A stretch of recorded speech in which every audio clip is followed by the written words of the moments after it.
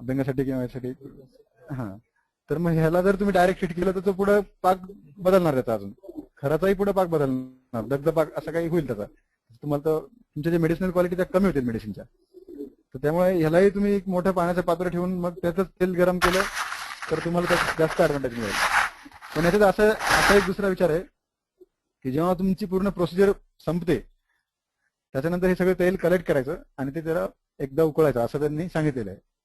की आज तुमचा जो स्वेद येतो सगळा, तो स्वेद त्यामुळे तेल खराब होईल ते, त्याच्यामुळे ते 3 दिवस तरी तुम्हाला वापरायचं असतं एकदा सुरू झाल्यावर.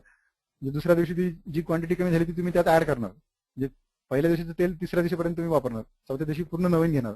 तर मग हे जे घाम वगैरे तुम्ही शारीरिक मल जो आलेला आहे त्याच्यामध्ये तो नष्ट व्हावा म्हणून एकदा उकळायचं आणि मगच ते कलेक्ट करून ठेवायचं असं त्यांनी सांगितलेलं आहे. तर त्यामुळे ते हिट जरी करायचं एवढं उकळायचं, मग ते गरम पाण्याने एवढं उकळायचं म्हणजे जरा ते अवघड आहे सगळं.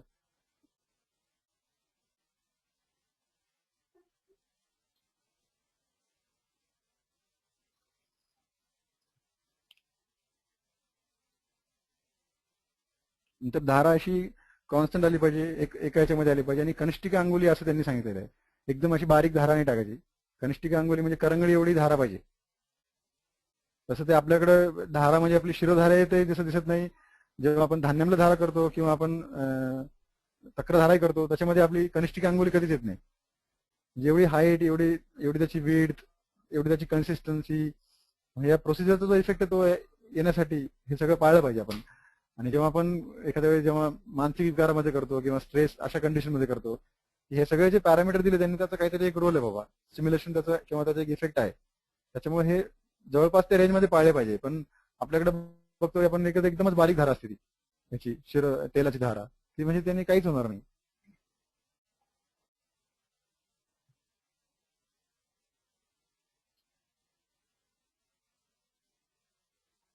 नंतर असं आहे की तिथे तेलाचा खूप मोठ्या प्रमाणावर वापर होतो. म्हणजे धन्वंतर तेल घ्या तुम्ही, कार्पास तेल घ्या, एवढे मोठे महागाचे तेल पिळचीसाठी नाही वापरले तरी काय हरकत नाही. तुम्ही साधं तिळतेलही वापरू शकता किंवा त्याला साधं कुठल्याही एखादा म्हणजे आपण रुटीन सांगतो पेशंटला लसूण अद्रक यांनी ते सिद्ध करायला सांगतो आणि वेदनाच्या भागावर लावायला सांगतो, तसंही करून तुम्ही वापरू शकता. म्हणजे कॉस्ट खूप कमी करता येते आणि तुम्हाला ते वापरता पण येतं प्रोसिजर. आणि याच्यात तुम्ही हाईटचं जर बघितलं तर नेत्र आशोधनसाठी असं सांगितलं की 2 अंगुलांनी ते टाकायचं आहे ड्रॉप. शिरोसेकासाठी हीच हाईट त्यांनी 4 अंगुल सांगितलेली आहे शिरोधारेमध्ये. आणि मग कायसेकासाठी 12 अंगुल सांगितलेली आहे. जी सेन्सिटिव्हिटीचा त्यांनी विचार केलेला आहे त्याच्यामध्ये. जेव्हा तुम्ही डोळ्यावर तुम्ही एकदम उंचून टाकले तर तुम्हाला डोळ्याला त्रास होईल, त्या सेन्सिटिव्हिटीनुसार ती हाईट आहे. जशी सेन्सिटिव्हिटी कमी होत जाईल तशी ती हाईट ती वाढत जाईल. त्याच्यामुळे शरीरासाठी 12 अंगुल आली. म्हणजे ह्याच्यामध्ये खूप मोठं शास्त्रीय एक तत्वज्ञान आहे बाबा की तुम्ही हाईट कुठल्या रेंजमध्ये ठेवायला पाहिजे. नंतर ती कंटिन्युटी आणि मसाज, जसं ते तुम्ही धारा केली तर फॉलोड बाय ती मसाज करायची, असे ही कंटिन्युटी व्यवस्थित आली पाहिजे. आणि जेव्हा 2-3 लोक करणार, 2 किंवा 4 लोक करणार आहे त्यांच्यामध्ये कॉर्डिनेशन पण पाहिजे. किंवा एक धारा टाकतोय दुसरा मसाज करतोय असं नाही पाहिजे, एक सिंक्रोनाइज मॅनर मध्ये चाललं पाहिजे. त्याचा एक कंबाईन इफेक्ट येतो त्याचा.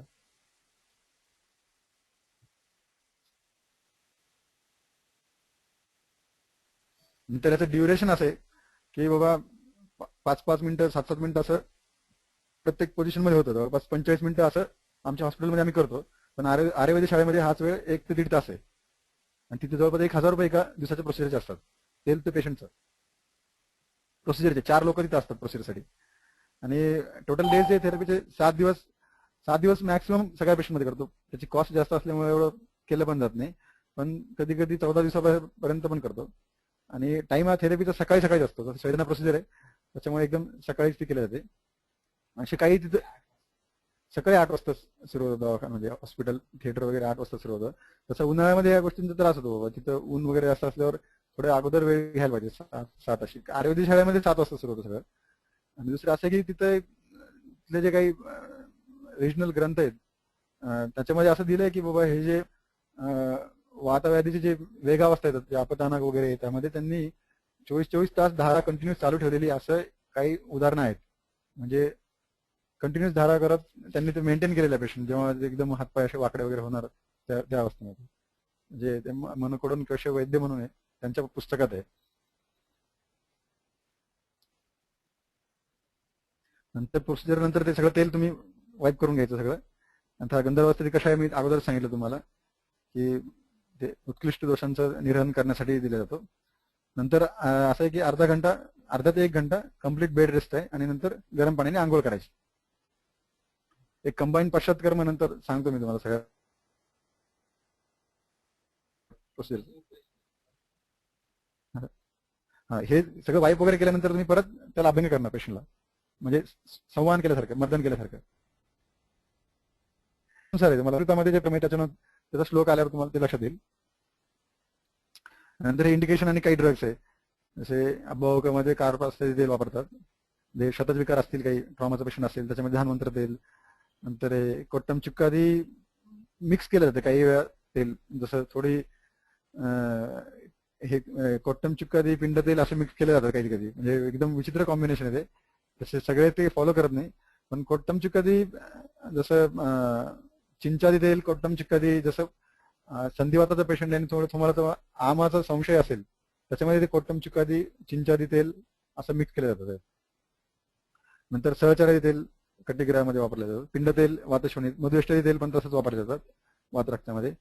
नंतर महानारायण तेल, महामाश तेल, हे जे ते पूर्ण प्रोपोर्शन मध्ये नाही वापरले जातात, हे जवळपास 20% 30% असे त्यात ऍड केले जातात, कारण की तेल खूप महाग पडतात त्याच्यामुळे. पण तसं ते महामाश तेल वगैरे असं टाकल्यावर ते तेलाचा वास तिथलं एकदम एकदम त्या वासाने वगैरेच आपल्याला एकदम एनर्जी येते तिथल्या महामाश तेल वगैरे टाकल्यावर, कारण की 200 ml ची बाटली जवळपास 150 रुपयाला आहे, म्हणजे एवढं ते महाग आहे. त्यामुळे कॉस्टली पेशंटची पेइंग कॅपॅसिटी असेल तेव्हाच ते आम्ही वापरतो. एवढं ते ब्रह्मन आहे तसं महामाश तेल. नंतर इथे जी मोड ऑफ ऍक्शन वगैरे, हे आपलं जशी स्वेदनाची ऍक्शन आहे आपली रुटीन तशी दिलेली आहे. ह्याच्यामध्ये असं दिसतं की पिचिलचं त्यांनी दोषांचं द्रवीकरण होतं हॉट मेडिकेटेड ऑइलमुळे, आणि स्त्रोतोलिन दोष आणि धातुलिन दोष ह्याच्यामध्ये आपण इंटरनल थोडं स्नेह पण देतो, त्याचा पण त्याच्यामध्ये रोल आहे.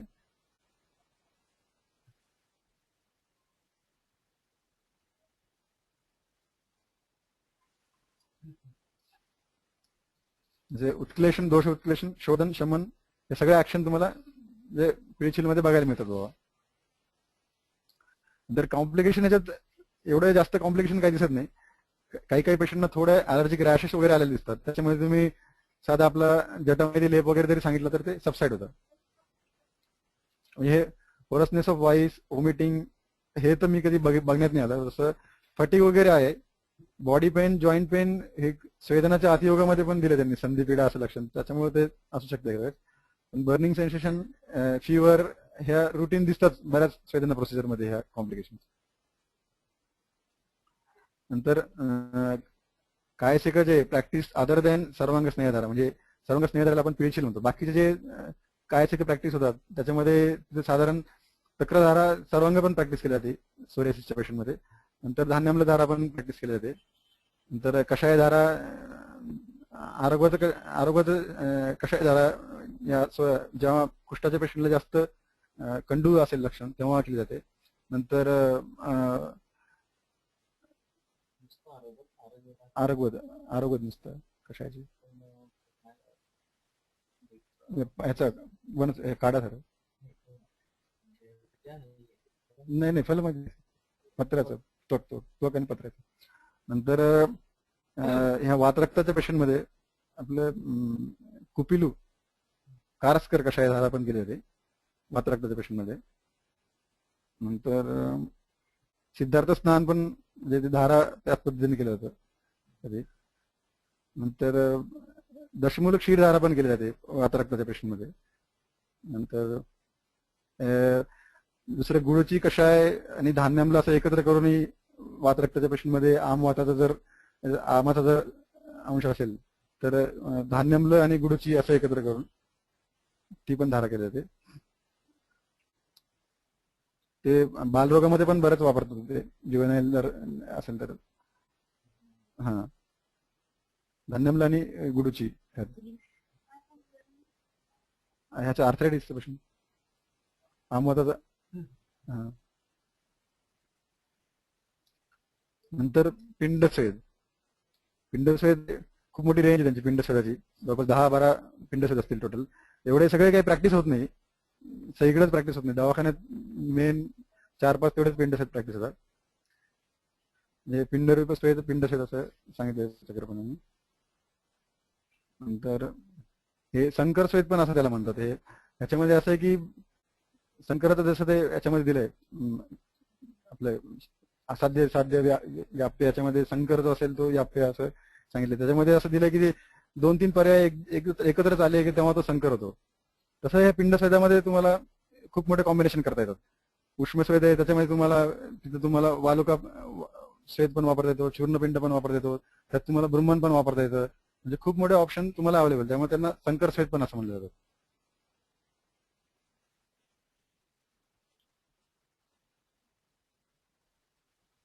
उष्मस्वेदामध्ये त्याचा अंतर्भाव होतो. तर हे पिंडस्वेद आहे, स्निग्ध पिंडस्वेद, वृक्ष पिंडस्वेद असे प्रकार आहेत. या वृक्षामध्ये बघितलं तर करिश म्हणजे शेळीचं जे शेण आहे ते वापरून स्वेदन हे मी बघितलेलं नाही, हे सगळं थेरटिकल आहे समजा. त्यात यव, तुष, वालुका समजा बघण्यात आलेलं आहे, पण तुष पण बघण्यात आलेलं आहे, पण करिश, यव, पामसू, पाषाण, आयस हे काही बघण्यात आलेलं नाही.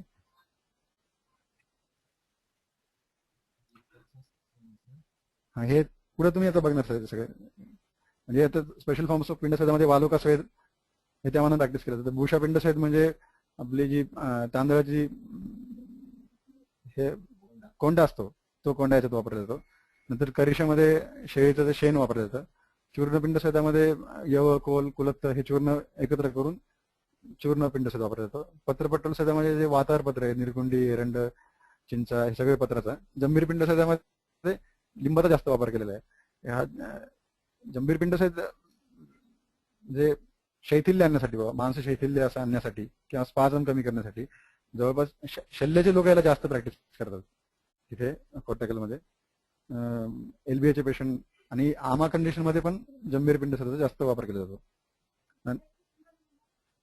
आपलं साधं लिंबू, हा त्याचं लिंबाच्या सालीड हे टाकलं जातं, लिंबाचं फळच वापरलं जातं, फोडीच वापरलं जातं. नंतर अंडस्वेद आहे, त्याचे 2-3 प्रकारे केले जातो अंडस्वेद पण. नंतर शास्त्रीय पिंडस्वेद. आता हे जर आपण बघितलं तर हे वालुका स्वेद, भूषा, करिशा, चूर्ण हे असं वृक्षाकडून स्निग्धकडे असं हे ट्रान्सफर होतं एक एक. आणि याच्यामध्ये जर ते चूर्ण पिंडस्वेद बघितलं तुम्ही, वेगळ्या रंगात दाखवलं आहे, तो एक मधला एक म्हणजे ट्रान्झिशन करणारा एक फॅक्टर आहे मधला. जेव्हा तुम्ही कुठलाही पेशंट आला तर त्याला अगोदर रुक्षण प्रोसिजरनं ते ॲव्हरेज सुरू करतात रुक्षण प्रोसिजरनं. तर त्याच्यामध्ये जेव्हा तुम्हाला स्निग्धकडे शिफ्ट व्हायचं तेव्हा तुम्ही एक चूर्ण पिंडस्वेद तसं बॅरियर वापरतात. त्या चूर्ण पिंडस्वेदाचे 2 प्रकार पडतात, वृक्ष चूर्ण पिंडस्वेद आणि स्निग्ध चूर्ण पिंडस्वेद. पण तसं जर बघितलं प्रॅक्टिकली ते वालुका स्वेद, भूषा आणि करिशा हे काय म्हणजे वापरतच नाहीये. म्हणजे पेशंट आला तसा उद्वर्तन किंवा चूर्ण पिंडस्वेदांनी असाच सुरू होतो. मग त्याच्यामध्ये जर समजा रुटीनला असं दिसतं की बाबा पक्षाघाताचा जरी पेशंट असला किंवा तुमचा बॅक पेनचाही पेशंट असला तर साधं कॉमन सेन्सनी दोषिक लेवलवर असेसमेंट करतात, जसे लक्षणं आहेत त्याच्यावरून. बाबा त्याला सुप्तीचं लक्षण जास्त आहे किंवा कशाने उपशम येतो, कशाने अनुपशम येतो, याच्यावरून बाबा रुक्षण प्रोसिजरने सुरुवात करायची का स्निग्धनं सुरू करायची असं ते ठरवत जातं. मग जसं रुक्षण सुरू झालं तसं त्याला उपशम मिळत राहिला की ते थोडा दिवस कंटिन्यू होणार, मग आपण थोडा हळूहळू स्निग्धला शिफ्ट होणार. तर त्यातलं पहिलं येणार ते पत्रपटल स्वेद. नंतर जंभीर पिंडस्वेद, पत्रपटल स्वेद म्हणजे एकदम असं डेफिनेट, म्हणजे अजून मला क्लिअर कट आयडिया नाही आली की बाबा हे पत्रपटल स्वेद आता वापरा तुम्ही, जंभीर आता वापरा. पण जंभीरचं एवढं एक आहे की जसं इथं पण आम्ही होतो तेव्हा लिंबू वगैरे टाकून स्वेदन प्रोसेस जास्त करायचो की बाबा हे मांस शैथिल्य आणणार आहे किंवा त्याला तिथलं स्पाझम कमी करणार आहे, त्याच्यामुळे ते वापरतात. त्याच्यामुळे शल्यमध्ये वापरतात जास्त, हे जिथं ट्रॉमा ह्या गोष्टीचा जास्त संपर्क येतो. नंतर अंडस्वेद पण त्या मनानं तेवढा वापर केला गेलेला नाही.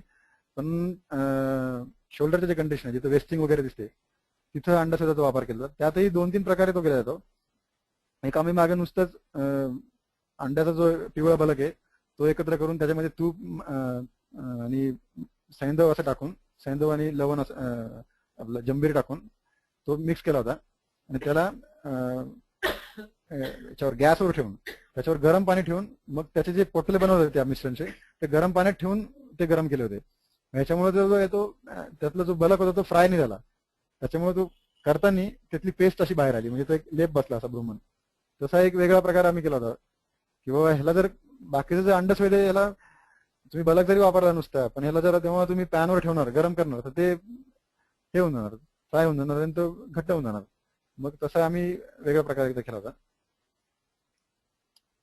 त्याही पेशंटला वेस्टिंग होतं तिथे.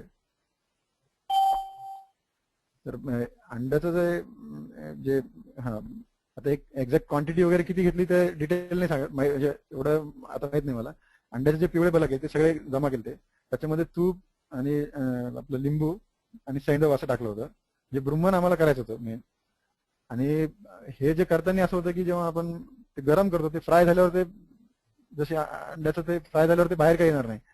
मग आम्ही ते उष्णांबुतप्त जसं पाक, आता ही कन्सेप्ट इथंच येते, मी पाक बदलणार नाही बाबा. उष्णांबुतप्त आपण कसं करतो, ह्याचं अंड्याचं फ्राय झालंच नाही ते, पण ते गरम झालं आणि मग ते गरम होऊन आपल्याला तिथं वापरता आलं, त्याचा ब्रुम्मन इफेक्ट आला.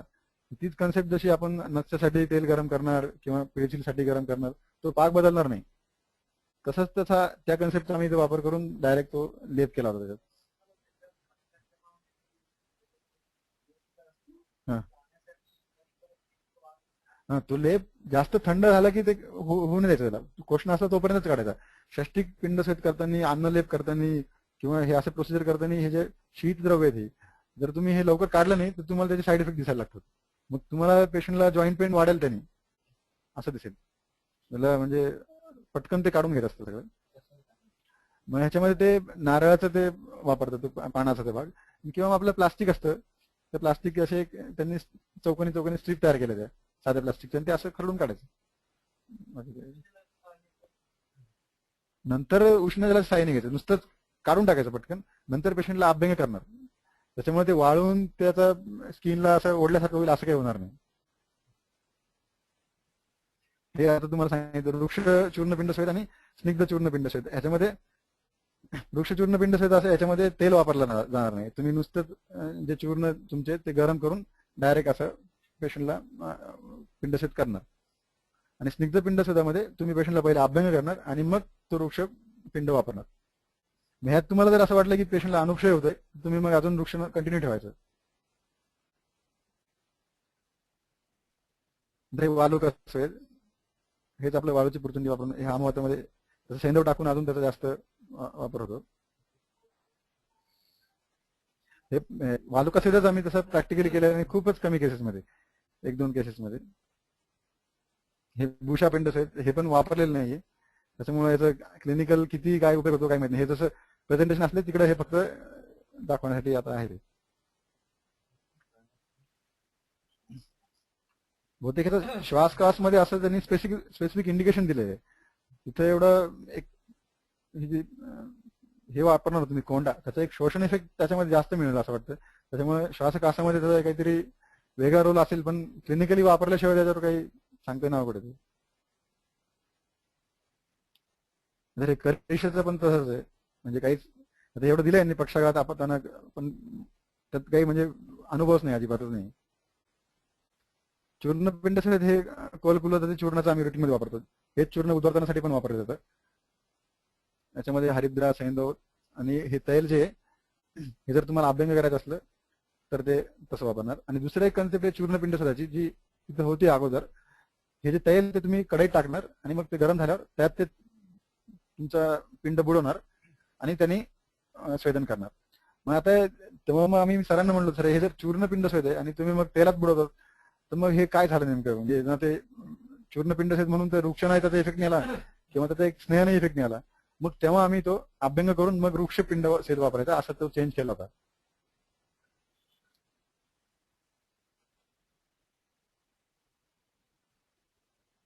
हे कुलत्थ चूर्ण वापरू शकतात किंवा कुलत्थ चूर्ण हे असं मार्केटमध्येच अवेलेबल आहे तिथं. हे पक्षाघातामध्ये आवरण, जे कफाचे जेव्हा वात रक्ताचे सिमटम्स असतील तेव्हाही करता येईल. नंतर हे त्याचे कॉम्बिनेशन आहेत, वेगवेगळे कॉम्बिनेशन आहेत, करू शकतात चूर्ण पिंडस्वेदामध्ये. कोट्टमचुकाचे चूर्ण पिंडस्वेद हे लोकल तुम्ही करू शकता, पण सर्वांग असं नाहीये. कोट्टमचुकाचे चूर्ण वापरून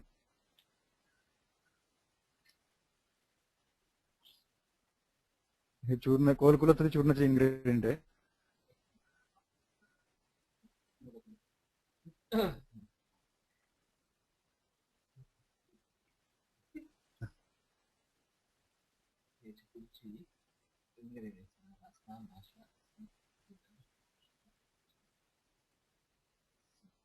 शतावा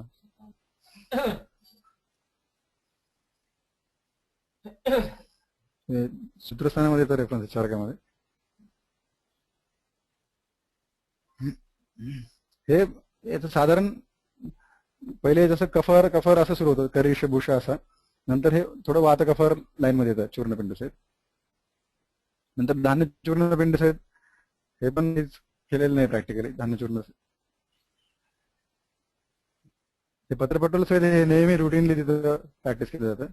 निर्गुंडी, चिंचा, अर्क, एरंड जेवढे तिथे अवेलेबल पत्र आहेत तेवढे वापरतो. आणि एकदा ते सुरू झालं की 3 दिवस तेच वापरले ती केळी. रोज रोज नवीन नवीन नसते. हे सगळं एकत्र करून त्याला क्रश करून बाकीचं तशी प्रोसिजर अगोदर दुसरे त्याच्यात कंटेंट असतात. जसं त्यात लसूण किंवा कोकोनट, नंतर तुमचे लिंबू, हे सगळे कंटेंट त्यात आहेत. पहिले तेल टाकून ते फ्राय केलं जातं. नंतर मग हे पत्र टाकले जातात.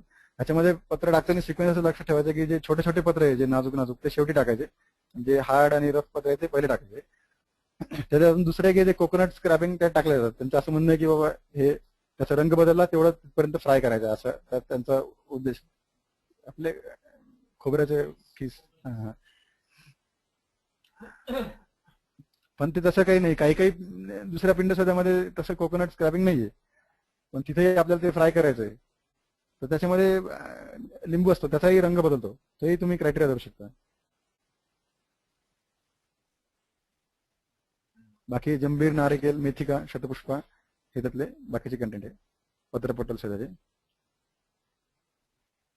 नंतर हे षष्टिशाली पिंड शोध आहे. त्याच्यामध्ये जर तुम्हाला 8, तिथं कसं चार मसेर्स असतात. 4 जर मसेर असले तर तुम्हाला 8 बोलच लागेल. म्हणजे 4 वापरले जाणार, बाकीचे 4 गरम होणार. त्यासाठीच हे प्रमाण दिलेलं आहे त्यांनी ऍक्च्युली. तर हे सगळं 2 आपण साधारण हॉस्पिटलमध्ये 2च वापरतात, 2च मसेर्स असतात. पण आयुर्वेद शाळेमध्ये 4 लोक असतात, तेव्हा ते हे केलं जातं. आणि तिथला जो शाष्टिक आहे तो तांदूळाचा आहे, तो आपल्यासारखा नसतो, वेगळा असतो. आणि तो पूर्ण पिंडसेट झाल्यावर त्यात काही उरतच नाही, सगळी ती टेस्ट बाहेर निघालेली असते. हे वातरोग, ऍसिडिटी, धातुक्षय असं दिलेलं आहे. म्हणजे पेशंटच्या जवळपास लास्ट स्टेजेस मध्येच हा उपक्रम केला जातो. एकदम आल्या आल्या ब्रुमन तसं आयडियली सुरू नाही केलं जात. शोषामध्ये पण वापरले जातात. पोलीचे केसेस असतात किंवा मांसशोषाचे केसेस असतात. ह्या पिंडसेट जवळपास 15 दिवस 20 दिवस असा पण केला जातो सलग. मग मांसरस टाकून असाही केला जातो. मग कधी कधी आम्ही मध्ये एकदा गोधूम, म्हणजे आपलं गहू, माश असं पण टाकलं होतं. म्हणजे हे शास्टिकची त्याची कॉस्ट जी तेवढी आहे त्याच्या दृष्टीने आम्ही हे कमी केलं होतं. पण तेही करून बघितलं तर पण असं काही डेफिनेट सांगता येत नाही की बाबा त्याचा इफेक्ट काय, याचा इफेक्ट काय, पण तसं करता येतं. तर हे कॉन्ट्रा इंडिकेशन आहे. हे तर रुटीन सर, म्हणजे असं स्किन डिसीज प्रमेय. पण असं हे तर प्रमेय डायबिटीज कॉन्ट्रा इंडिकेशन दिलेलं आहे. पण डायबिटिक जसे न्यूरोपॅथीचे केसेस आहे त्याच्यामध्ये पायाला बर्निंग सेन्सेशन, नमनेस आणि लॉस ऑफ पॉवर असं असतं, तेव्हा षष्टिक पिंडस्वेद आम्ही 15-15 दिवस 20-20 दिवस केलेले आहे. आणि त्यांनीच त्याला एकच तेवढी सुटेबल प्रोसिजर होती. बाकीचे दुसरे कुठलेही तुम्ही पिळशील वगैरे केलं की त्याला ते बर्निंग सेन्सेशन वगैरे वाढणार. त्याच्यामुळे हे, आणि थोडे एजड पेशंट असले तरी हीच खूप सुटेबल प्रोसिजर आहे. फक्त यात काळजी एवढी घ्यावी लागते की ते झाल्यावर पटकन ते काढून घ्यायचं. थोडंही थंड झालं की त्याचा पेशंटला त्रास होणार. नंतर हे 7 दिवसापासून 28 दिवसापर्यंत असं केलं जातं. नंतर एकांग आणि जनरल सर्वांग असंही केलं जातं. नवर तेप म्हणून जे सांगितलं ते अन्नलेप, नवर तेप असं म्हणतात त्याला. तेप म्हणजे तसं लेप लावणं, नवर म्हणजे शाष्टिका. केळी म्हणजे ती एक पुरचुंडी केळी, त्याच्यामुळे त्याला केळी म्हणलं जातं. पिंड,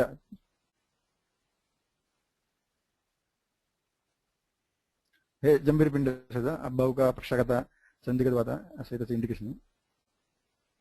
नंतर हे अंडस्वेदाचा दुसरा एक प्रकार हा, त्याच्यामध्ये ते जसं फ्राय करता येईल, त्याच्यामुळे ते बाहेर त्यात काही येणार नाही. तसा हा प्रकार कमी वापरलेला आहे आम्ही अंडसेदाचा, पण तोही वापरलेला आहे तो ह्याच्यामध्येच शोल्डर डिसऑर्डर मध्ये वापरला जिथे वेस्टिंग वगैरे दिसली. नंतर आयुर्वेद शाळेमध्ये अजून एक प्रिपरेशन होतं, त्याचं माझ्याकडे डिटेल्स नाहीये. मन्नेल केळी म्हणून जे ते पीके वारियर सरांनी स्वतः बनवलं होतं आणि ते ट्रॉमाच्या केसेसमध्ये जास्त वापरत होते. आणि एलबीए जिथे ट्रॉमा झाल्यामुळे एलबीए म्हणजे प्युअरली ब्रह्मन होतं ते. मन्नेल केळी त्याचं नाव होतं. हे अन्नलेपा हे षष्टिक शालीसारखंच आहे. याच्यामध्ये फक्त तुमच्या भाताची पावडर वापरली जाईल. ती पावडर मार्केटमध्ये डायरेक्ट मिळते आणि मग तुमची ती खिरी सारखी ती तयार होणार, पेस्ट सारखी. मग त्याचा तो लेप लावणार.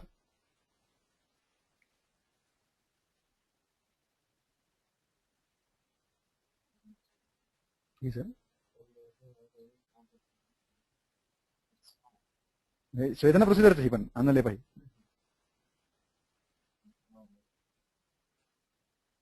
त्याच्यामध्ये बला आपला षष्टिकेसारखंच बलामळाचा कषाय तयार झाला की तो आपण जसं षष्टिकेमध्ये अर्धा पिंड गरम करण्यासाठी वापरतो तसा डायरेक्ट कषाय आणि दूध आणि तो भात एकत्र खिरीसारखं तयार होणार आणि ते पेस्ट करणार. दाट खीर करायची आणि ती गरम गरमच लेप लावून तसं ती मसाज करायची.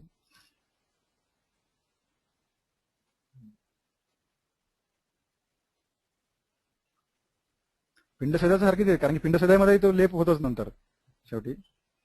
पण हे खूप ब्रुम्हन ऍक्शन याची जास्त आहे. एक अर्धा तास ते 1 तास केली जाते, 7 ते 14 दिवसापर्यंत. आणि लहान मुलांमध्ये जास्त याच्यामध्ये केली जाते ही. त्याच्या मनानं तेवढी स्वेदन त्याच्यामध्ये जास्त नाहीये.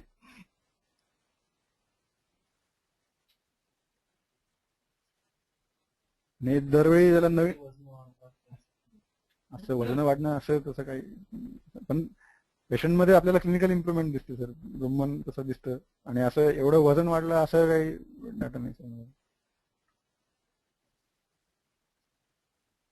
त्याचं रिव्ह्यूज वगैरे करायचं नाही, रोज फ्रेश तयार करायचे असं सांगितलंय. The greatest care should be taken not to allow the anna on the body to get cool. त्याचं अगोदर मी तुम्हाला सांगितलं.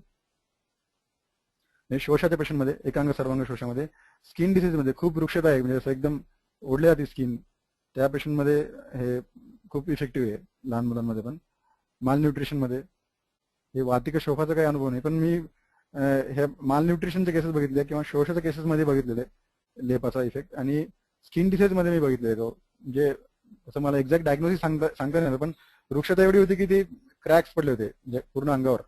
त्याचं एक्झॅक्ट डायग्नोसिस माहित नाही मला, पण त्याला ते शास्त्रिक लेपाने खूप चांगला आराम मिळाला होता.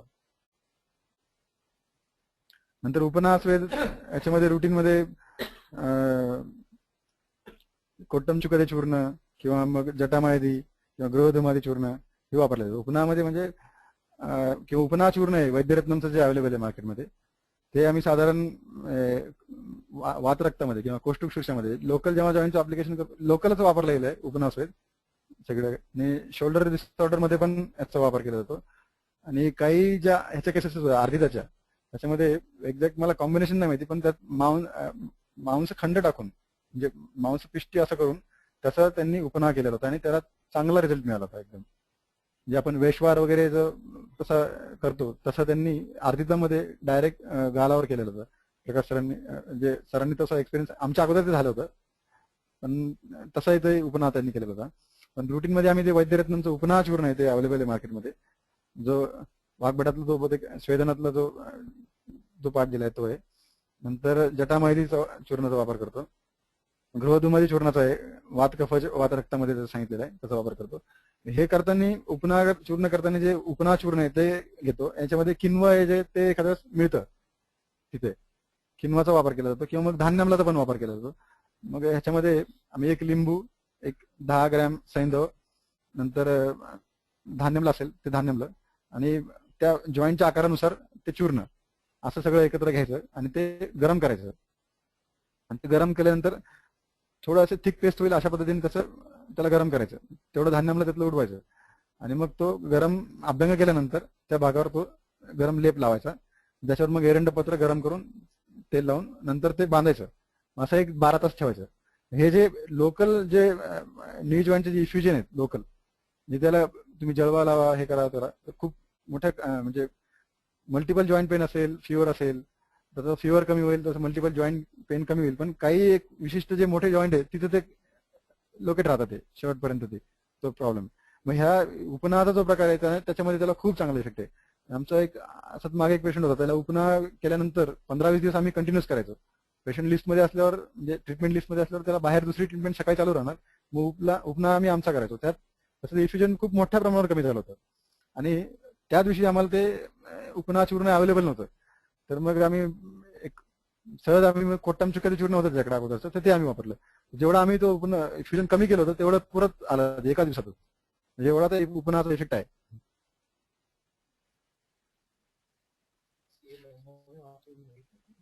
नाही सर, सीएचं वगैरे असं तिचं केसेस म्हणजे अवघडच आहे आम्हाला. नाही नाही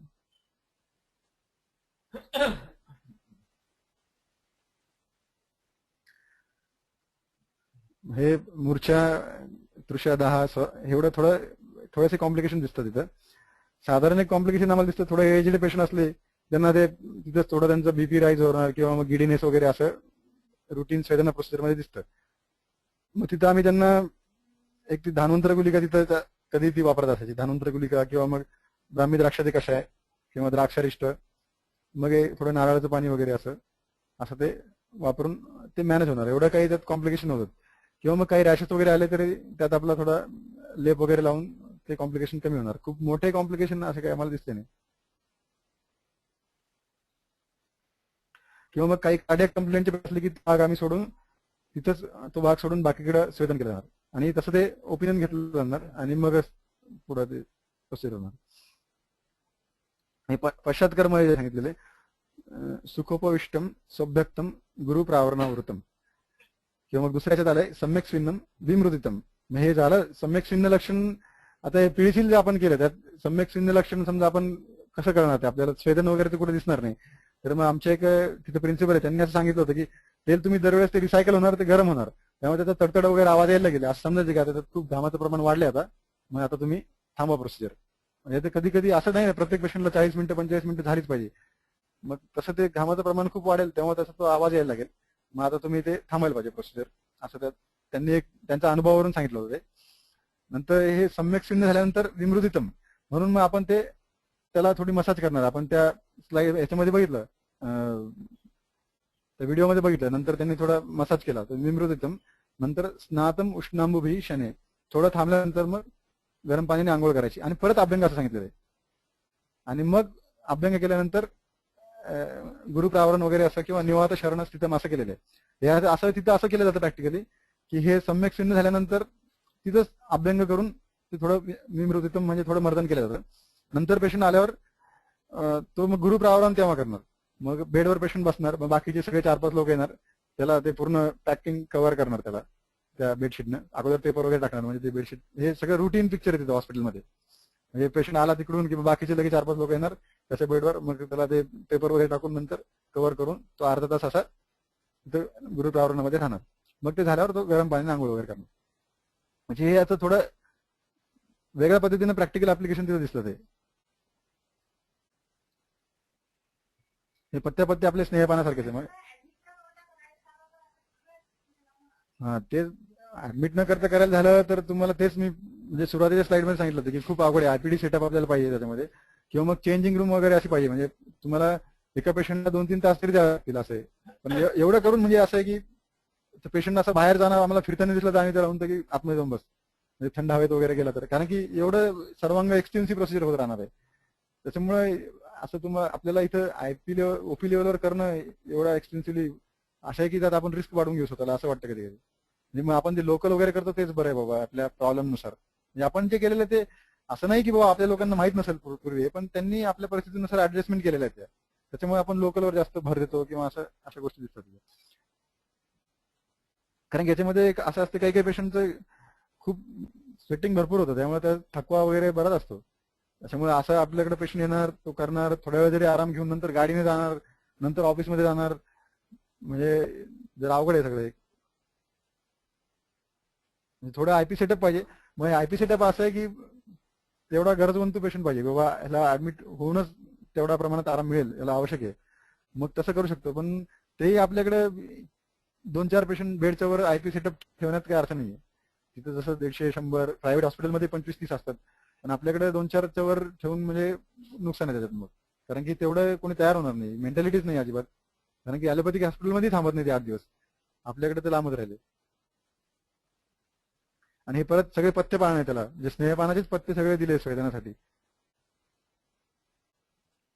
नंतर आलं हे मूर्नी तेल, म्हणजे अभ्यंग, सेक, पिचू, शिरोवस्ती. आता अभ्यंग वगैरे तर रुटीन तिथं पेशंट तेला डोक्याला तेल लावतात बाबा, आणि मोस्ट ऑफ द त्यांची प्रिपरेशन जी ती नारळाच्या तेलामध्येच आहे. म्हणजे ते अभ्यंग तसं रुटीन वापरतात, शिरो अभ्यंग. नंतर सेक जो आपण प्रकार आहे तो तक्रधारेमध्येच पुढे बघतो. नंतर पिचू आहे आणि शिरोवस्ती. आता या पिचू शिरोवस्तीमध्ये असं आहे की आम्ही जेव्हा शिरोवस्ती करायचं ठरवतो पेशंटला, किंवा त्याला शिरोवस्ती उपशय होईल की नाही होईल ते समजा आम्हाला जर एकदा ठरवायचं असेल तर थोडं मी पिचू करून बघतो अगोदर. मग जर, कारण की पिचू शिरोवस्तीचा इफेक्ट पिचूच्या पुढचा आहे, जास्त आहे. जर पिचूने जर त्याला उपशय येत नसेल, जर त्याचे कंप्लेंट्स वाढत असतील, किंवा त्याला बाबा सर्दी किंवा प्रतिशाय किंवा डोक्याचा जडपणा असे काही त्रास होत असतील, मग शिरोवस्ती आपण कट करायची.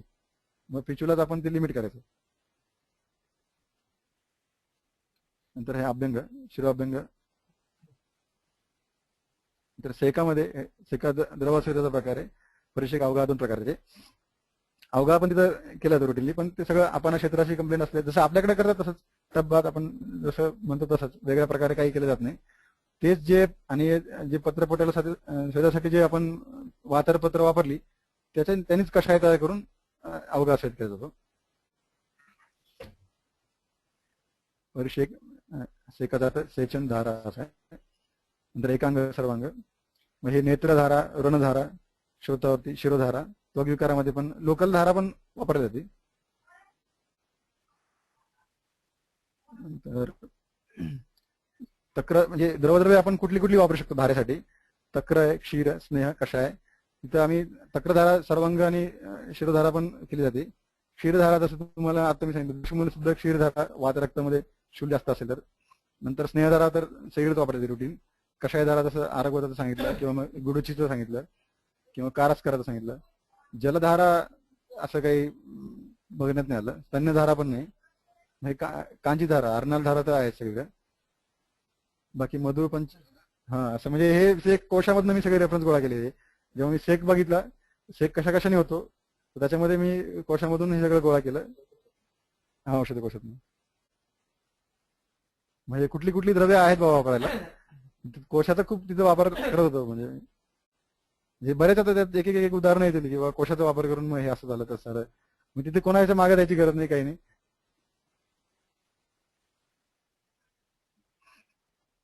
हे कोशाच्यासाठी जवळपास ते 20-25 पानं त्या सेकाचे रेफरन्स आहेत नुसते. कुठे कुठे कुठे कुठे नुसते आलेले ते, एवढे म्हणजे एवढ्या प्रमाणात.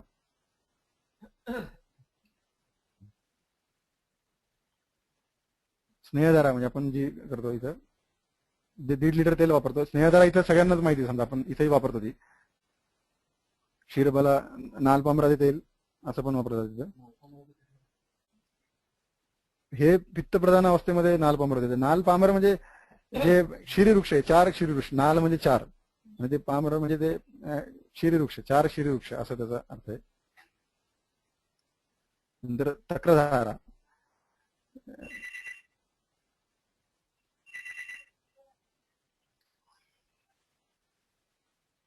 तर हे पूर्वकर्म, प्रधान कर्म, पश्चात कर्म आपण बघू तक्रधारेचं. त्याच्यामध्ये पूर्वकर्मामध्ये हे अटेंडर, द्रोणी, धारापात्र हे सगळं झालं. नंतर हे शेव, मेल पेशंट असेल तर तिथं कंपल्सरी शेव केली जाते, तुमची जर शिरोधारा असेल तर. नंतर तक्रा प्रिपरेशन याच्यात 2 मेथडने केलं जातं. एक सिंपल मेथड म्हणजे आमलकी क्वाथा अँड तक्रा इन इक्वल क्वांटिटी, आणि आमलकी कषाय आणि तक्रा एकत्र करून धारा करणं. नंतर प्रिपेरिंग तक्रा फ्रॉम मिल्क, म्हणजे दही लावतानाच त्याच्यामध्ये ते मुस्ता वगैरे टाकून ते दही बनवून ते तक्राचा वापर करणार. तर हे ह्याच्यामध्ये असं दिसतं की जेव्हा तुम्ही नुसती शिरोधारा जरी करता तरी तिथे सर्वांग अभ्यंग हे पूर्वकर्म केले जातात. म्हणजे शिरोधारा अगोदर जरी तुम्ही लोकल शिरोधारा करताय तरी सर्वांग अभ्यंग केले जातात त्यामध्ये. नंतर धाराद्रव्य तर 2 ते 3 लिटर तुम्हाला धाराद्रव्याची आवश्यकता आहे. आणि 45 मिनिटं केलं होतं हे साधारण. संध्याकाळी तिथे धारा केली होती 4 वाजता अशी. काय सर? धाराकल्पाचे ते रेफरन्स आहेत आणि चिकित्सा मंदिराचा रेफरन्स येतो, त्याच्यामध्ये DKC असं आलेलं आहे. ते प्रिपरेशन जे धारा द्रव्याचं एक 2 प्रस्त दूध आणि 8 प्रस्त पाणी टाकून त्याची मुस्ताची 2 पलाची त्याची पुरचुंडी ठेवायची ती हे त्याच्यामध्ये, आणि मग ते कमी करायचं, पाणी आटवायचं आणि फक्त दूध शिल्लक ठेवायचं, आणि मग त्या दुधापासून दही बनवायचं आणि मग त्याच्यानंतर ते ताक बनवायचं. आणि ह्याच्यानंतर मग हे पुराण आमलकी दिलं 1 प्रस्त, त्याच्यामध्ये 4 प्रस्त पाणी टाकून 1 प्रस्त उडवून मग त्या जे ताक आलंय त्या अशा पद्धतीने तयार करून त्या ताकामध्ये हे कषाय मिक्स करायचा काही, आणि उरलेलं कषाय तक्रधारा झाल्यानंतर शिरक शालांसाठी वापरायचा आमलकी कषाय.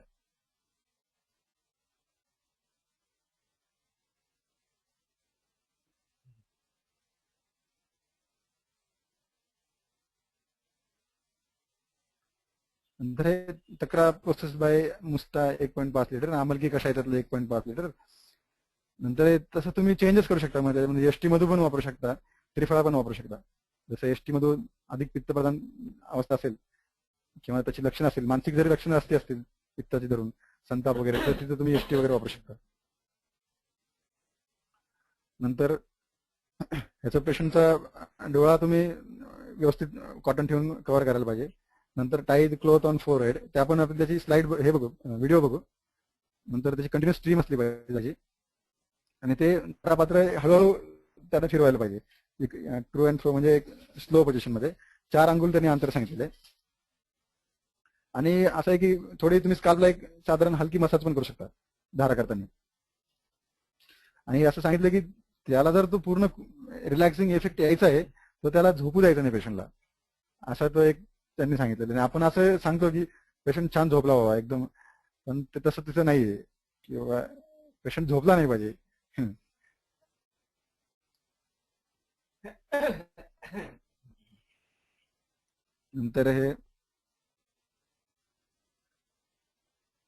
नंतर आंघोळ करायला सांगायचे पेशंटला. नंतर हे अप्लाय रासनाचं चूर्ण ऑन हेड, मग तुम्हाला सांगितलं रासनाचं चूर्ण नंतर वापरायचंय.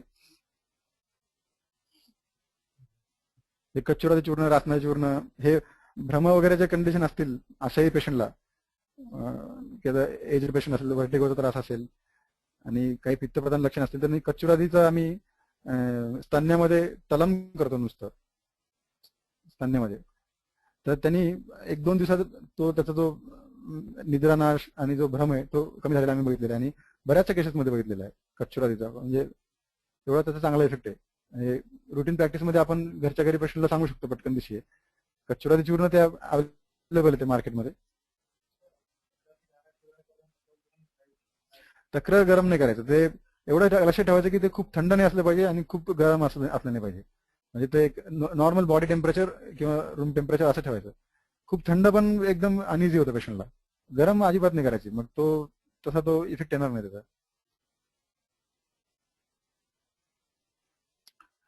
नंतर पथ्यपथ्य याची स्नेहपानासारखीच आहे.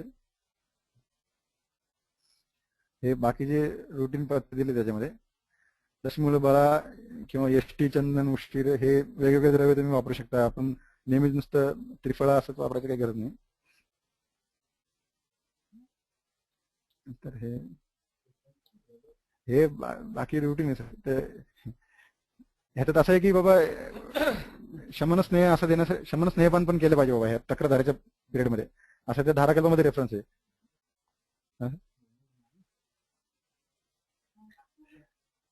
हे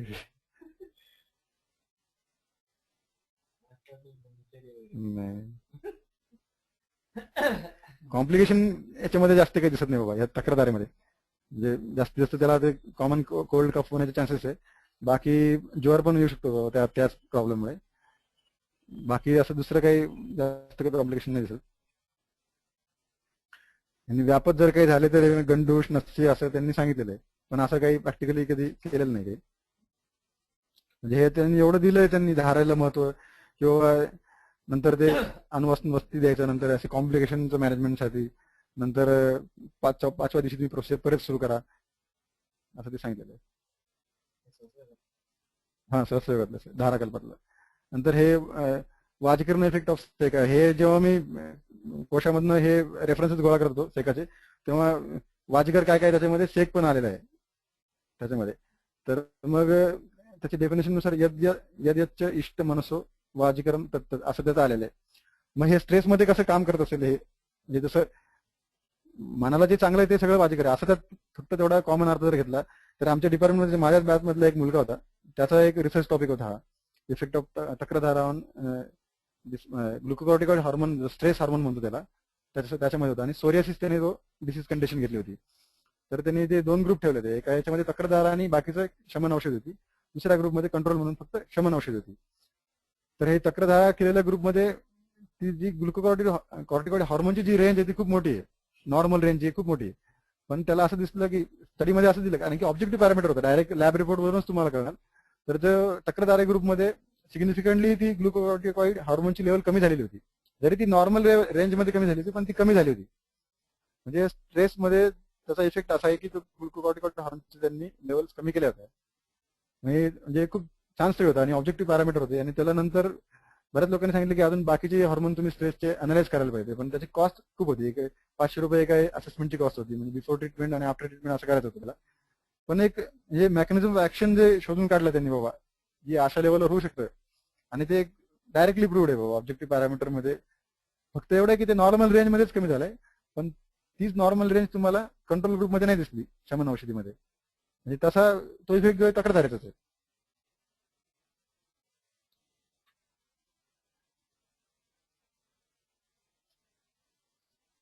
नंतर आपण व्हिडिओ बघू आपण तो तक्रारधारीचा.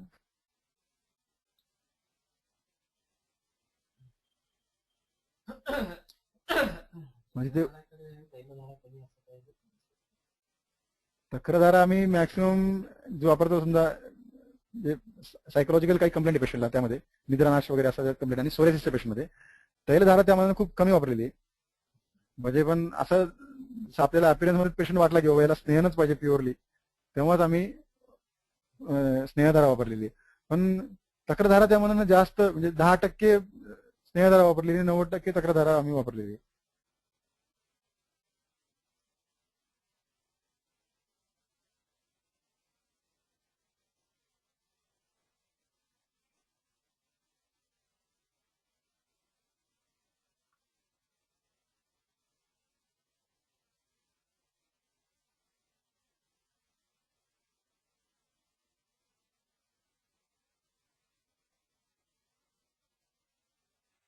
त्याच्या मी तुम्ही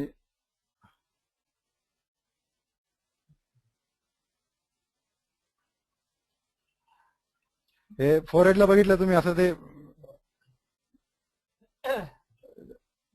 डोक्याला फोरहेडला त्यांनी जे बँड केलंय कपड्याचा, त्याच्यामुळे ते इकडे तक्रार येणार नाही डोळ्यावर वगैरे. यात सर्वांग अभ्यंग बघितलं तुम्ही, आता पहिले केलं जातं पूर्वकर्म म्हणून. ही तक्रारधाराचं ते धारा पात्र आहे, ते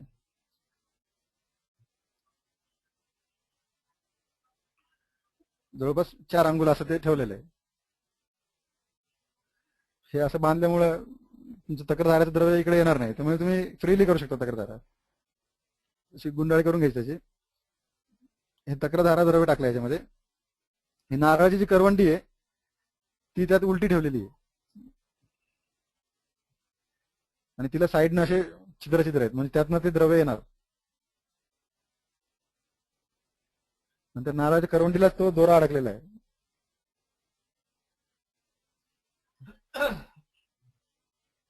ह्याच्यामध्ये स्नेहधारा पण केली जाते आणि तक्रारधारा पण केली जाते. म्हणजे त्यामुळे ते पात्र वगैरे एवढं काही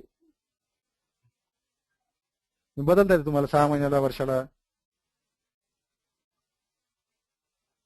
आणि मग हे सांगितलं का जे स्काल्पवर तुम्ही एक जेंटल मसाज पण करू शकता हळूहळू.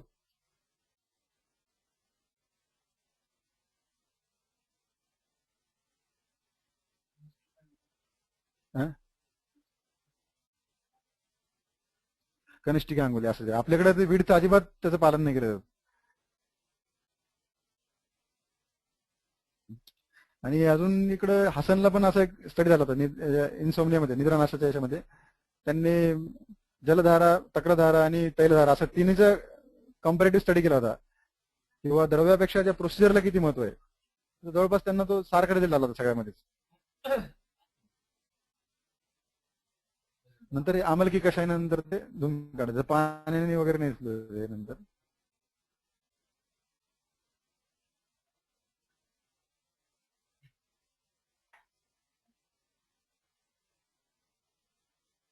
एकदा आमच्या नस्य केल्यानंतर एका पेशंटला त्याचा क्षीरबाला आम्ही 101 नस्य केलं, डोस जास्त झाला होता, त्याच्यामुळे ते त्याचा बीपी वगैरे खूप वाढला होता. आणि बीपी वाढला होता आणि त्याला सर्वांग स्वेत जबरदस्त यायला लागला होता, स्वेटिंग वगैरे जबरदस्त, आणि बीपी एकदम जवळपास तो 180 110 अशा लेवलला गेला होता. आणि त्याचं ओठ वगैरे असं एकदम डोळे एकदम लाल लाल लाल झाले होते आणि तो एकदम सैरभर झाला होता, असा म्हणजे फिरत होता इकडे तिकडे.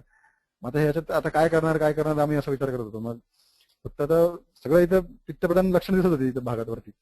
मग आम्ही त्याला फॅन खाली बसवलं तरी त्याला काही आराम वाटत नव्हता, त्याला बाकी त्या बीपीच्या गोळ्या दिल्या लगेच तरी त्याला काही आराम वाटत नव्हता. म्हणजे तो एकदमच एवढा, आणि पक्षाघाताचा पेशंट होता पण त्यामध्ये स्ट्रॉंग होता, तो PSI वगैरे होता. मग आम्ही त्याला पटकन पाठीवर पाडलं आणि म्हणलं पाणी घ्या, तिथून पाणी आपण पाण्याची धारा टाकू त्याला डोक्यावर. मग आम्ही नुसते साध्या पाण्याने धारा सुरू केली, म्हणजे पातेल्या मागून पातेल्या मग एक चालू होती ती. जवळपास अर्धा तास आम्ही अशी धारा करत होतो. मग त्याची ती जी दाह स्वेद सगळे लक्षणं कमी झाले, तर आरक्त वर्णता वगैरे कमी झाली आणि त्याचा बीपी हळूहळू खाली आला. मग त्याला फक्त वेदना तेवढा होत्या, शिरशूल तेवढा होता. मग आता असं म्हणलं आता थोडं ते वेदनेच भाग राहिला, मग थोडं गरम पाणी करून घ्या, थोडं म्हणलं थोडंसं गरम करा.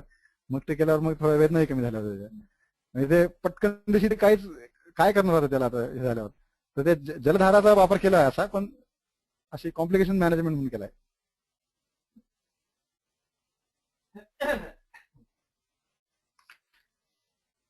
तो एक तसा एक नसता तो एक चांगला अनुभव होता कॉम्प्लिकेशनचा. त्यामुळे पटकन दिवशी म्हणजे काहीच कळत नव्हतं काय करणार त्याला, काय औषध देणार काय करणार, त्यामुळे ते पाणी तेवढं पटकन कामाला आलं तिथं.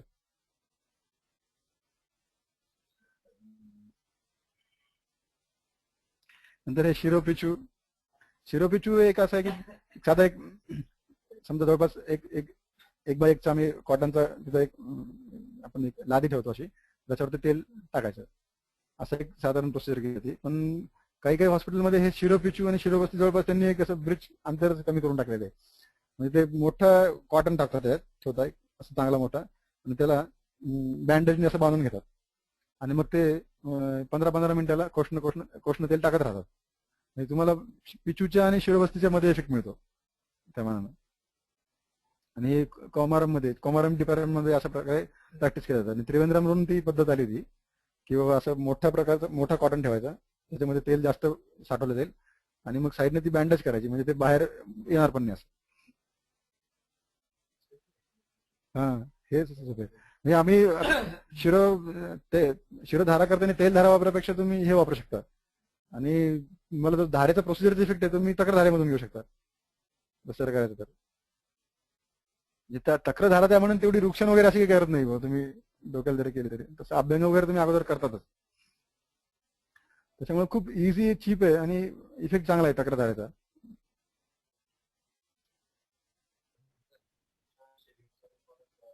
असं कंपल्सरी नाही पिचूला काही, तसं पण वापरू शकतो पिचूला. हा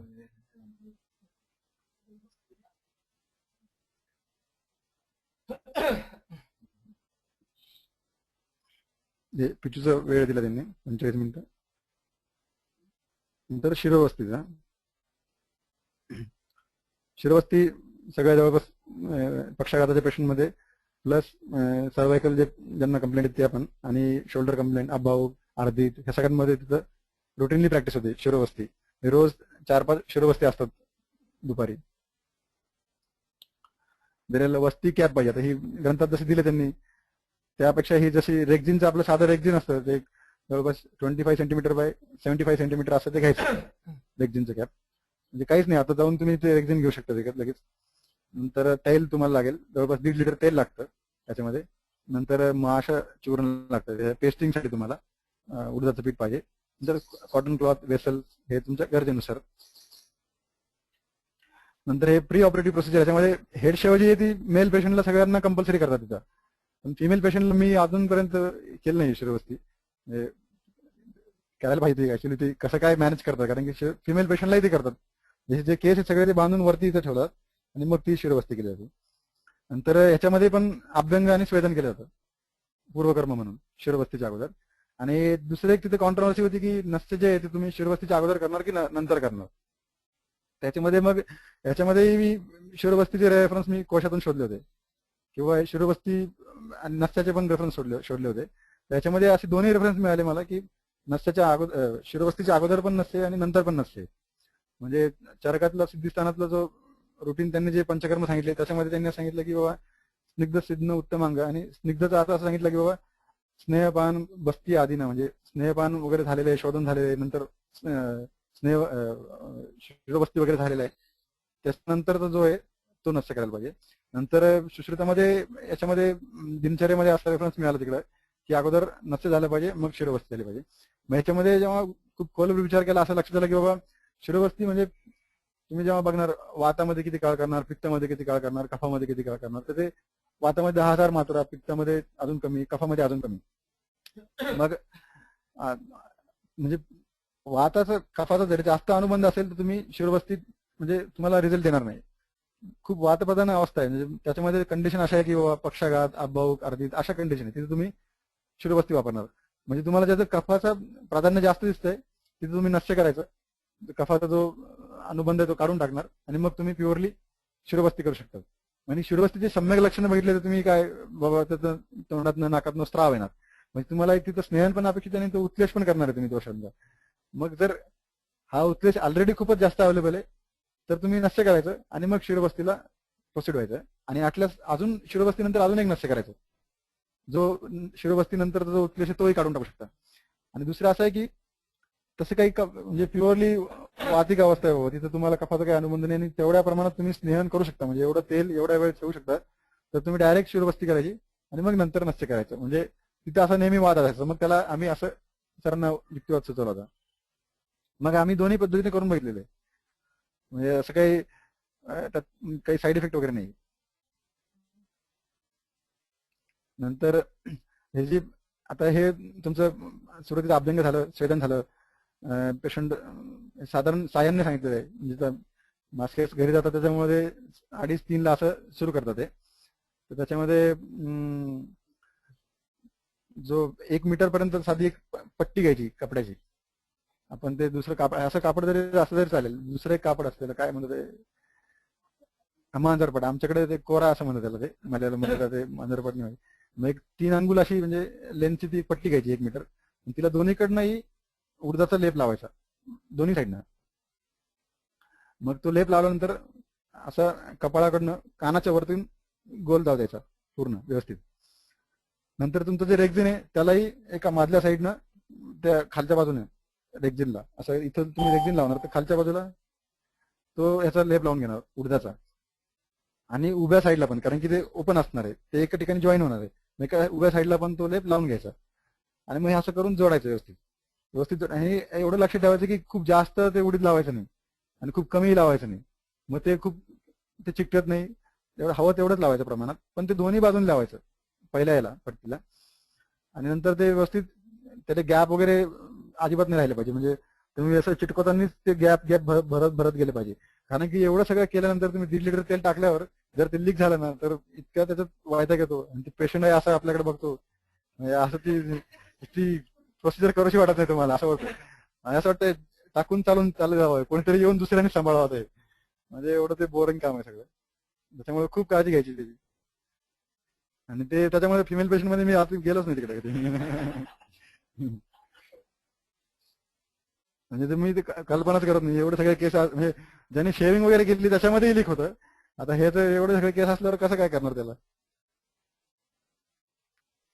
नंतर हे कॉमनली यूज ते जे कार्पासचे तेल जे हिमसागर तेल आहे, म्हणजे खूपच शीत आहे त्यामानानं तेवढं वापरलं नाही, खूपच शीत तेलही वापरायचं नाही. नंतर क्षीरबला, धानवंतर, चंदनादी असे बरेच तेल वापरले जातात. रुटीनमध्ये आम्ही ती कार्पासची धानवंतर तेल, नंतर महानारायण तेल असं वापरतो. शिरवस्तीमध्ये असं आहे की आता ही सम्यक लक्षणं कधीच बघायला मिळाली नाही. 40-45 मिनिटं करणार असं कधी खूप स्त्राव आलाय आणि असं काही झालेलं आहे असं मी बघितलंच नाही आतापर्यंत. ते रुटीनली तेवढी 45 मिनिटं ती होणार. आणि दोषानुसार ते एवढे मात्रा एवढा काळ असं पण काही नाही, रुटीन मध्ये ती होती शिरोबस्ती. आणि शिरोबस्तीचे एकदम सेपरेट असे जे एक्स्ट्रा इफेक्ट असे म्हणजे आता शिरोबस्ती चालू आहे आणि पेशंट मध्ये काय चेंजेस मिळाले तर त्याच्यामध्ये एवढं तुम्हाला नक्की जाणवतं की पेशंटचा जो स्टिफनेस आहे ना तो कमी होतो. त्याला असं तो सांगतो आता जरा लूज झाला हात आता, एवढा डेफिनेट फरक पडतो त्यामध्ये. आणि आता हे पेशंट एवढे क्रॉनिक असल्यावर हा फरक पडतो, त्यांचा स्पाझम कमी होतो. आणि ह्याच्यानंतर नस्य वगैरे जर त्याच्या जोडीला आलं तर बरीच पेशंटची मुवमेंट वाढणार, पॉवर पण वाढणार. म्हणजे एवढे 100% चेंजेस तुम्हाला मिळणार पक्षाघाताच्या पेशंटमध्ये. आणि मागे एक सेमिनार मध्ये मी ऐकलं म्हणजे स्ट्रोकचे जे म्हणजे म्हणजे फ्रेश केस आहे आता जे स्ट्रोक आलाय म्हणजे गावाकडे ते प्रॅक्टिस करतात. म्हणजे एल महादेवन सर मी तुम्हाला सांगितलं तर ते म्हणजे तशी स्ट्रोकची ताजी केस त्यांच्याकडे आली, त्यांनी ती त्याच्यामध्ये त्यांनी धारा वापरली, शिरोधारा. म्हणजे नेमकं आता मला डिटेल माहित नाही कशाची वापरली आणि बस्ती त्यांनी दिला. तसं तो त्यांनी एमर्जन्सी पेशंट स्ट्रोकचा मॅनेज केला होता त्यांनी.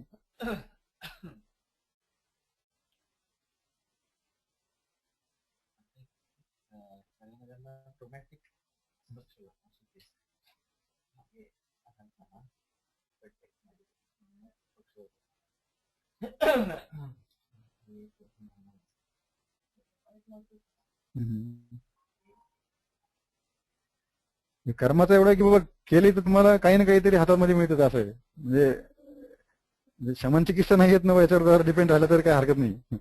तेवढं थोडं थोड्या जरी गोष्टी माहित असल्या तर म्हणजे सहज प्रॅक्टिस मध्ये आपल्याला जरा कॉन्फिडन्सली स्टँड व्हायला बनत होती आणि काहीतरी प्रोसिजर होती आणि त्यामुळे पैसा पण मिळतो याच्यामध्ये.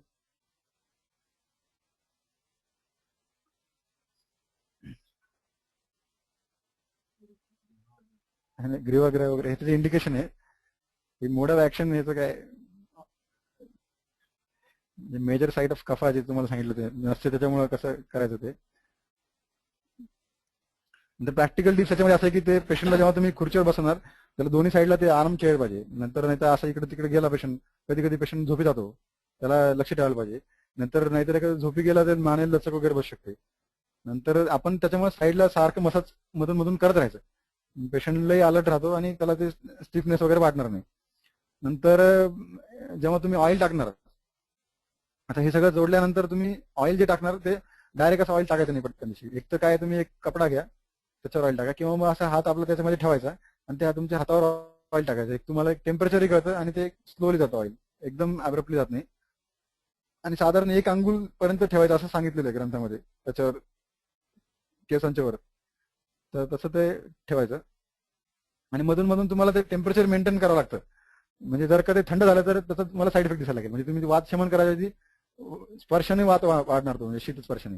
तर त्याच्या वेळी तुम्हाला ते टेम्परेचर मेंटेन करायला पाहिजे. मग ह्याच्यात कसं आहे की तुम्ही एक कापसाचा बोळा घेऊन जुनं तेल काढू शकता आणि नवीन टेम्परेचरचं तेल टाकू शकता. दुसरं असं की डायरेक्ट तुम्ही 20-25 ml ची सिरिंज घेऊन डायरेक्ट तेच चांगलं सोपं पडतं. डायरेक्ट सिरिंज घेऊन आपलं काढून ते बरं आहे, म्हणजे तेलचं वेस्ट कमी होतं त्याच्यामध्ये. दुसरं एक असं वाटतं की जे इन्फ्रारेड आपण लॅम्प असतात ते डायरेक्ट त्याच्यामध्ये जरी वापरले तर ते डायरेक्ट गरम होऊ शकतं. म्हणजे त्यात असा साईड इफेक्ट काही येईल असं मला वाटत नाही बाबा. म्हणजे असं मी सांगून बघितलं तिथं, इन्फ्रारेड आपण डायरेक्ट त्यात केलं की तेल गरम होणार. आणि ते तसं काही प्रॅक्टिकली केलं नाही, कारण काही घ्या तुम्ही इकडे काढा तुम्हालाही त्रास, त्याच्यामध्ये तेल वेस्ट वगैरे होणार, तर तसंही करू शकता. आणि लिकेजची खूप त्याच्यामध्ये काळजी घ्यायला लागते. लिकेज एकदा झालं की ते सगळं ते वाढत जातं मग प्रकरण सगळं. त्याच ह्याच्यामध्ये पण येते नेत्रतर्पणामध्ये, ते पण म्हणजे मी खूपच टाळतो काय. लिकेज झालं की मग सगळं आपण ते पीठ मळणार, सगळं करणार, तोडणार आणि एकदा लिकेज झालं की गेलं सगळं. तर ते अवघड आहे सगळं. याचे आपण व्हिडिओ बघू आता.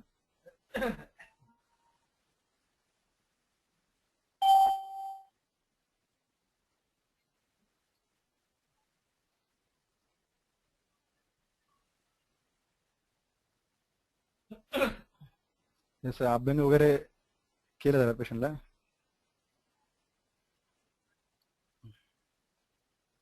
अभ्यंग आणि मसाज सोबत केले जातात.